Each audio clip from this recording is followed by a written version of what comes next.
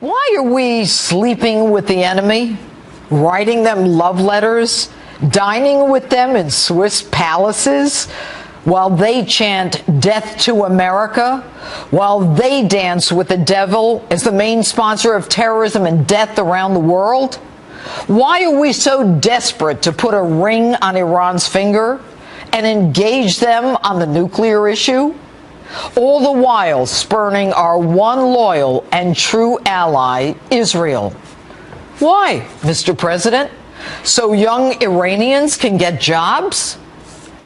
If Iran's leaders can agree to a reasonable deal, it can lead to a better path, the path of greater opportunities for the Iranian people, more trade and ties with the world, more foreign investment and jobs, including for young Iranians. There are those who say your decisions are politically driven, like your decision to get out of Iraq, or the decision to empty Guantanamo, to trade 5 Taliban leaders for 1 American who most knew was a deserter. And more on that one coming up later in the show. But even your most cynical critics can't figure out what possible benefit there is to engage in nuclear discussions with Iran. Do you really believe, Mr. President, that Iran is developing centrifuges only for scientific and medical reasons? Is the Ayatollah Khomeini channeling you and trying to institute Khomeini care in Iran? Iran is one of the world's largest exporters of oil. They have few energy needs. And if they want nuclear energy for peaceful purposes, why were they hiding one of their facilities and putting it in a bunker 300 feet below ground, behind mountains, making it almost impervious to attack? Now, you all know I've been pushing the U.S. to protect its power grid for years, but the Iranians burying it the length of a football field below ground, to me, can mean only one thing. And reports are this year that they will have intercontinental ballistic missiles capable of carrying a nuclear warhead. Now, I may be a cynic, but I don't believe they need an intercontinental ballistic missile to disperse Khomeini care pamphlets to the public.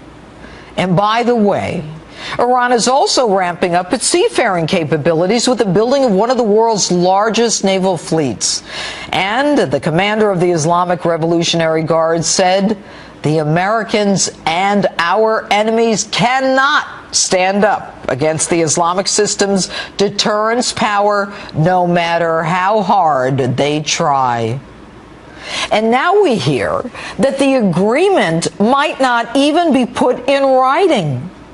So how are you going to seal the deal? Pinky swear? And what are you going to do? Sue them if they violate the agreement?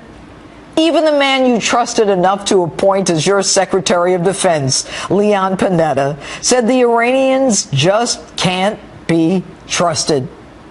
And how can we be assured that Iran will not put itself in a position of enriching uranium, the necessary step to build a nuclear bomb, when they won't even agree to snap inspections? Now, Mr. President, we say America's goal is to defeat terrorism, to advance democracy and human rights around the world. So why, Mr. President, would you insist on dancing with the devil? Why isn't our one true ally, Israel or Egypt, on your dance card? More American blood has been spilled by Iran and the terrorism it sponsors in the Middle East than by any other country. Iran says it's within its rights to enrich uranium. That's like saying a proven mass murderer living next to a daycare center has a right to buy as many AK-47s as he wants. Mr. President, America needs to stop sleeping with the enemy, dancing with the devil, and writing love letters to those who want to kill us. This love story isn't going to end the way you think it is. It's time to break off the engagement. And that's my open. Tell me what you think on Facebook or Twitter at Judge Jeanine. #JusticeOpen.